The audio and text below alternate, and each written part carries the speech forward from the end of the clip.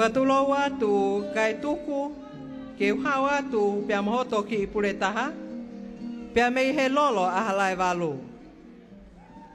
Isa, e tuku awhe e te laukau aki hota te unga whakafonua, ka koe PULETAHA ki e hou eiki whawhine.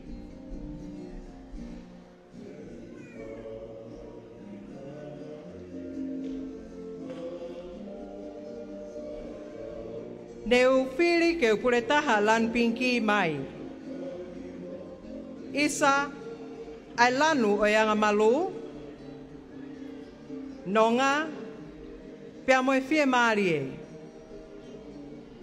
Kai huluni ake amanak lelei ki anoiha. Aia, o tala e to ai laa, i e fiafi malu, i e tafalangi.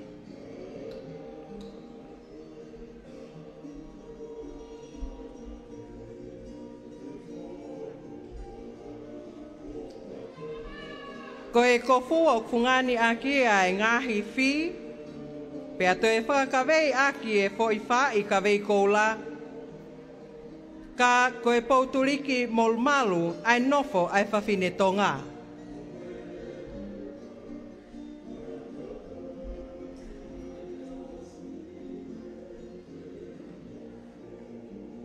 O to e toa mai e tau kupesi to e lau wheretoa, pia mei he whatawhata mawhana, ke kau i hono vee aki si oku PULETAHANI.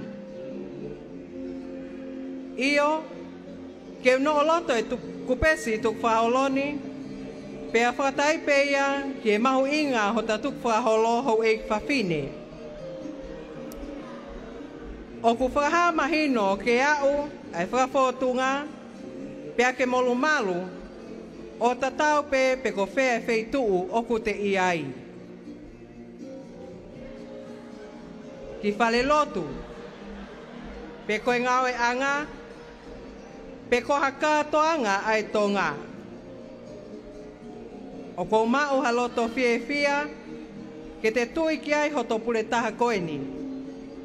O tatau pe i he wala formal, smart casual, pe ko hawhahinga ka toanga pe. Ko hoto kie, oku contemporary. Aia koe kie, pe koe tawala, o ne hanga o whakawhai ke hei ai tonga, mei he toenga ko ia o mamani. Koe hingoa o e PULETAHANI, koe amanaki lelei, pia nai tukunga e eni, pia mei he tamaiki o loto ne iafu, pia mei Vava'u.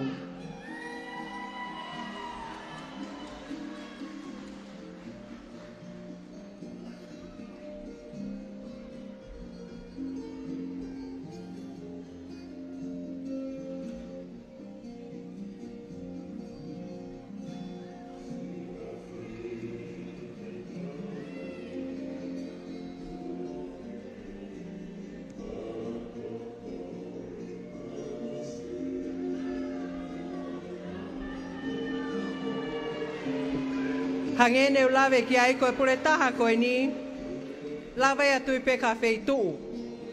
Ki whare lotu, koe ngawe anga, haka toanga pei tongani. O kou mau haloto fia, ke tui ki ai PULETAHA koe ni, o hange pe koe ia koe whafotunga atu.